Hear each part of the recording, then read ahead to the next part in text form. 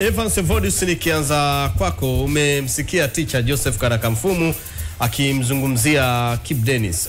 Kibu Denis tumeona kuna kipindi alikuwa kidogo na sintofahamu na uongozi wake pamoja na mashabiki wa Simba, lakini akajipata na kujipata, na hivi sasa ni moja kati ya wachezaji ambao ni tegemeo sana katika klabu hiyo ya Simba. Yapi mazuri ya Kibu ambayo mpaka hivi sasa kwako Evans umeyaona akiwa uwanjani na unapenda pia aongeze zaidi, pengine apunguze zaidi? Karibu. Ya Kibu kipindi na masekeseke kama po utakuwa na kumbukumbu nzuri. Mimi ni moja ya watu ambao nilimnyoa kabisa kwa tabia ile, sio kitu kizuri, ila bado na imani kwenye kile ambacho Kibu anacho kwenye miguu. Kitu ambacho naamini akipunguza sasa hivi kwenye hivi ambavyo anavifanya, kuna wakati amekuwa anaungangania sana mpira sehemu ambazo hazina ulazima. Achia mpira, tengeneza nafasi mpya, pasiwa mpira tuondoke. Ni moja kati ya wachezaji ambao nishati walionayo, aje mwalimu wa aina yoyote Simba, Kibu atacheza. Kwa sababu anakupa option nyingi zaidi. Anaweza kucheza kushoto, anaweza kucheza kulia, anaweza kucheza nyuma ya mshambuliaji, anaweza kucheza kama mshambuliaji wa mwisho, na bado akakupa energy ile ile. Tunazungumza timu ikiwa ina mpira, utaona Kibu anafanya hizo recoveries. Timu ikiwa ina mpira, namna ambavyo anaweza kudribble na mpira kutoka eneo moja kwenda eneo lingine, passing yake imekuwa bora. Ukiangalia hata goli la kwanza nahisi anafunga mpanzu, pasi ilikuwa ni ya Kibu. 1-2 ile amewekewa, akaweka kwenye space, mtu katokea kashoot, imeenda kwenye kamba. Kwa hiyo ni mchezaji ambaye amekuwa ana hiyo faida ya kutumika kwenye maeneo tofauti tofauti. Inategemea tuna mwalimu unahitaji nini kwa wakati gani. Kibu ukimwambia tutwende uwanjani, nataka hiki kitokee, kinatokea. Na uzuri wa Kibu ni mchezaji wa system. Hawezi kucheza nje ya maelekezo anayopewa. Na ndio maana kila siku yuko pale. Yaani unajua kuna wachezaji inafika time wanataka kucheza wanavyotaka wao, ila Kibu dakika zote anazozicheza, yani atacheza kile ambacho anakihitaji yeye. Huenda ni dakika 20 kwenye dakika 90 zote atakazocheza, zingine zote anaishi kwenye maelekezo ya mwalimu. Na ndio maana ukiona timu ikiwa ina mpira, utamwona anaanza kurudi kwenda kusaidia kwenye eneo ambalo fullback wake hayupo, iwe ni kushoto ni kulia. Na ndio maana utakumbuka kuna siku nimesema anayecheza upande mmoja na Kibu ana enjoy sana. Muda ambao yeye kasogea juu, huenda Kibu usimuone huko, yuko katikati. Timu ikipoteza mpira anarudi, anaenda anafanya marking kwa watu, shughuli inaanza upya. Kwa hiyo ni moja kati ya wachezaji ambao mimi na enjoy kuwatazama kabisa. Yes. Okay, Hans, tukiwa hapo tunajadili kuhusiana na kile anachokifanya Kibu. Watu wengi wanaangalia matokeo ya mwisho ya mchezaji. Na hasa mchezaji akifunga ni rahisi sana watu kuamini kwamba ni mchezaji mzuri pasipo kuangalia mambo mengine ambayo anafanya ndani ya uwanja. Hii imekuwa ni tofauti na Kibu ambaye kuingia tu pale golini ni nadra sana, naingia mara chache, lakini walimu wanampenda kwa hiki ambako tunazungumza kwamba anafanya kazi kubwa sana ndani ya uwanja. Je, ni wakati sahihi sasa Kibu kuonekana pia kwenye score line pale kwamba anafunga, ili kazi yake anayofanya huko ionekane? Na kama baada atakuwa afanye hivyo, tunamweka kwenye mazingira gani ili yule ambaye anatusikiliza sasa hivi ajue Kibu bado ni mchezaji ambaye ana umuhimu mkubwa sana kwenye kosi cha Fadlu? Nadhani Kibu ni kuna massive improvement chini ya kocha wa Simba wa sasa, Fadlu. Kuna massive improvement, yani ameenda kumboresha mchezaji binafsi, na kwanza ni kujua strength ya Kibu iko wapi, kitu ambacho Fadlu amefanikiwa. Unajua makocha wawili waliopita pale Simba walikuwa namtumia Kibu zaidi kama orthodox winger. Yani Kibu muda mwingi ulikuwa unamkuta wide upande wa kulia, anaishi wide kweli kweli. Lakini Fadlu amekuja amesema, mimi nacheza na fluidity, nacheza free flowing football, nahitaji mawinga wangu wote wawili wanakuwa invited, wanaingia ndani zaidi, wanakuja kuungana na huwa kutengeneza idadi ya namba 10 wawili. Umeona hata ile goli ambayo alitengenezea mpanzu dhidi ya Azam FC. Yes, ndio hiyo hoja ambayo tukiwa watu waelewe nini ambacho unamaanisha. Anachomaanisha. So Fadlu anaamini uwepo wa namba 10 wa tatu kwenye zoni ya 14 unamfanya yeye kuweza kushinda second balls nyingi, lakini pia kushambulia zile half space kwa wingi zaidi. Na Fadlu anaamini mawinga wake wakitoka pembeni, basi upana utatawaliwa na mafullback wawili, Zimbwe na Kapombe. Kwa hiyo anaamini hicho kitu kikiwepo, timu yake inakuwa ina balance, kwa maana ya pembeni lakini pia katikati ya uwanja. So Kibu sasa hivi hatumuoni kama orthodox winger, hatumuoni akiishi pembeni kama ambavyo makocha wawili waliopita Simba walikuwa wanamtumia. Nao tumeona anaanza kuhusika zaidi kwenye ku-create nafasi kubwa, lakini pia tunaona ana assist, tunaona anafunga, anafika zaidi pia kwenye box. Ni kwa sababu mwalimu amempa uhuru wa kufika kwenye hayo maeneo. Na kwa mfano hii michuano ya shirikisho, Kibu ni top scorer wa 3. Kiachana na kina Belkami ambao wana magoli 5, Kibu ana magoli 3. Kuna mchezaji mwingine pale ana magoli 4. Kibu ana magoli 3. Kwa hiyo sio kitu cha mchezo. Amescore magoli 3. Na kwenye ligi yes, amemaliza muda mrefu bila kufunga. Lakini nadhani game ya mwisho ya ligi kuu tuliona Kibu anarudi ana score magoli 2. Umeona So unaweza ukaona kitu ambacho kinaendelea. Kibu ni mchezaji mzuri ambaye anakuofa energy uwanjani. Yani energy, yani hiyo unamwekea 100% tiki kabisa. Ni mtu ambaye atafika kwenye maeneo, atapress.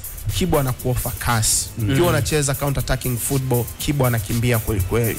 Engine aliyokuwa nayo si kila mchezaji amebarikiwa kuwa nayo. Naturally ana hiyo nguvu ambayo amezaliwa nayo.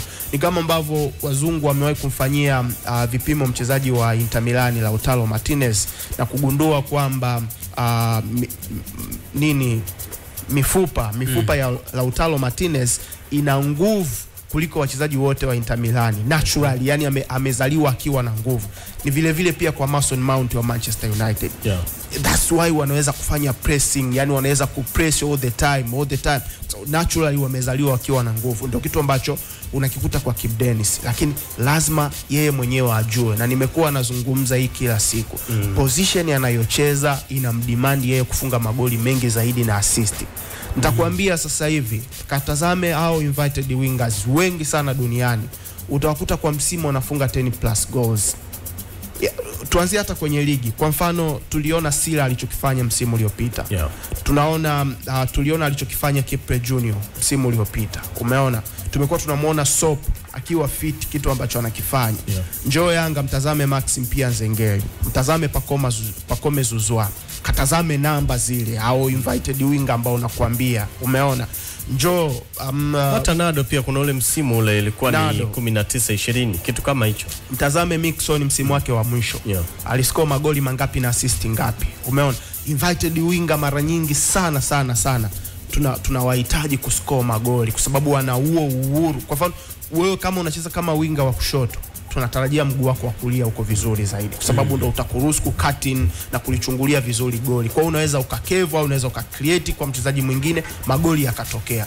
Kama wewe unacheza kama winga wa kulia, tuna demand zaidi mguu wako wa kushoto ufanye kazi vizuri kwa sababu ndo unakuruhusu ku-cut in, kulitazama vizuri goli. Sasa ukimtazama Kibu, miguu yote miwili inafanya kazi vizuri, na tayari amekuja mwalimu ambaye anampa huo uhuru wa kuingia ndani zaidi, ku-cut in ndani zaidi na kuzishambulia zile half space na kufanya movement za kuingia kwenye box. Kwa hiyo mimi nitaendelea kumdai namba pamoja na work rate yake aliyokuwa nayo ya kupress, kukimbia na nini, lakini bado namdai namba kwa sababu position anayocheza sasa hivi, yani sijui nikwambieje, inamtaka kuwa na hizo namba.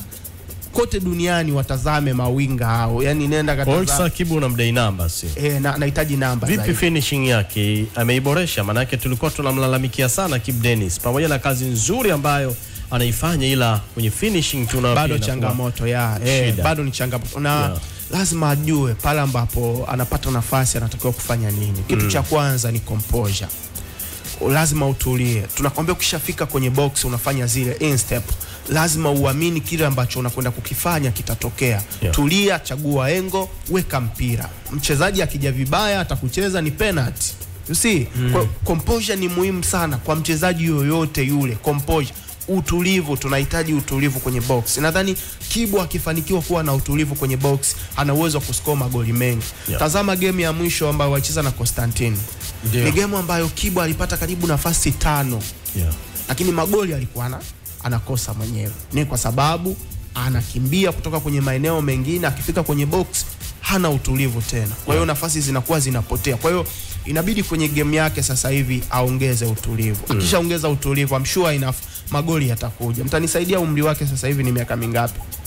Sawa, tutakutajia hapo. 30 bado. Mbali sana. Yaani 30 mbali sana. Yaani 25 kurudi. 25. Kurudi. Ana 26 hivi sasa. Ana 26. Amezaliwa tarehe 4 Disemba mwaka 1998. Tuendelee. Unaweza kaona miaka 20. Kuna mtu amekumbusha kwamba yeye anasema changamoto yake atunzi mali. Ile sasa sasa yuko vizuri. Sasa mimi nadhani Kibu ni mbona sasa hivi anatunza mali. Ana dribble vizuri sana. Kwa mfano tazama game ya Azam na Simba. Tazama aina ya goli lile. Aliloseti kwa Elie Mpanzu. Kwani amereceive mpira kutokea wapi? Kutoka eneo la nyuma. Kwa sababu Simba walikuwa wanashambuliwa nadhani kwenye kona wakaokoa. Mpira ukadondoka kwa Haua kaeka kwa Kibu. Kibu amedrive, sijajua zilikuwa ni mita ngapi. Alikuwa na option mbili. Alikuwa na option ya kulia na option ya Mpanzu. Akachagua option ambayo ni sahihi. Akaeka kwa Mpanzu akaenda kufunga goli. So ni wazi ni kwenye issue za dribbling Kibu ana dribble vizuri. Na mimi naweza nikamwelewa huyo msikilizaji. Ni kweli Kibu kuna wakati mwingine anapenda kutunza mali katika wakati ambao sio sahihi. Yes. Anatunza ile mali alafu anakuja kupokwa. Kumbe ule wakati alipaswa kutoa pasi tu alafu maisha yaendelee. Lakini kwenye kutunza mali sasa amebadilika kweli Kibu Denis. Kuna kitu po. Unajua tunaweza tukamdemand Kibu goals and assist kutokana na eneo analocheza. Ndo starman wa Simba. Kwa sababu ukiangalia wengi ambao wanacheza hayo maeneo ya pembeni, wengi ndo starman wa hizo timu. Yaani sisi tunakusubiri wewe ndo utuamulie pale. Ila Kibu ndo starman wa Simba. Ni miongoni mwa mastarman wa Simba. Tunaenda Arsenal. Tunamdai Bukayo Saka goals and assist. Ndo starman wa timu. Tunamdai pia Martinelli. Asipofunga tunakuja hapa tunamdai. Na ndo maana Martinelli afunge asifunge atacheza. Ila Bukayo Saka asipofunga unaona namna ambavyo timu inakuwa down. Kwa sababu roho yetu iko pale. Hoja yako ni nini Evans? Yaani bado, Kibu anatakiwa kufunga, anatakiwa kuassist. Matumizi ya Kibu ndani ya timu ni yapi? Kibu ndo starman wa timu kwa sababu kuna muda anaweza kaamua ajipe majukumu ambayo mimi naweza nikasema kuna sehemu natakiwa kupiga. Ila ukipiga watu ulitakiwa kumpa Lionel Ateba. Unakumbuka kipindi cha Grealish yuko Aston Villa? Ndo starman wa Aston Villa. Ameenda Manchester City, ana goals ngapi, ana assist ngapi? Na alikuwa anacheza kila siku. Matumizi ndani ya City. Nani ni starman wa City? Ndo tutampa hayo majukumu. Jeremy Doku ana goals ngapi, ana assist ngapi? Kila siku unamwona yuko pale anautwanga. Savinho amekuja anacheza. Goals ngapi, assist ngapi? Starman wa timu ni nani?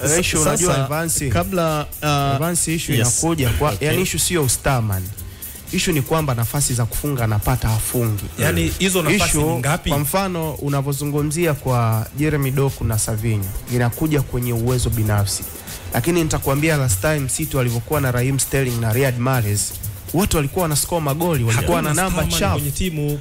Yani sasa Starman alikuwa ni KDB. Utanisaidia kitu kidogo. Alikuwa anacheza eneo la mwisho la Manchester City juu ni nani? Utamwona Raheem huyo.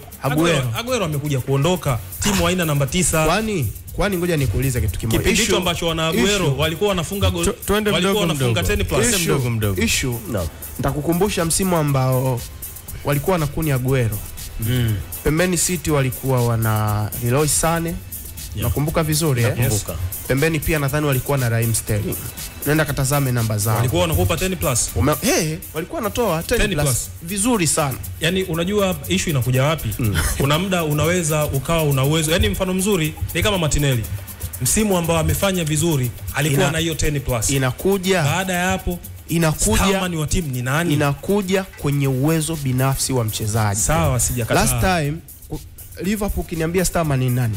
Si Mo Salah. Yes. Lakini nitakwambia kipindi Mo Salah anacheza pale pembeni Liverpool alikuwa na Sadio Mane. Yes, alikuwa na score magoli. Yes, Bobby. Movement za Bobby za kutoka kwenye box ku drop zilikuwa zinawatawanya ma center back. Hawa mawinga wawili wanaingia ndani wanascore magoli. Leo Sadio hayupo, hawana winga. Umeona? Wanascore magoli. You see? Huko tumeenda mbali zaidi. Sadio hayupo leo. Yaani leo Sadio hayupo. Nani ambaye anaweza kukupa 10 plus goals Liverpool? Akiondoa Musa. Uwezo binafsi wa Crown Media. Hapa ni nyumbani.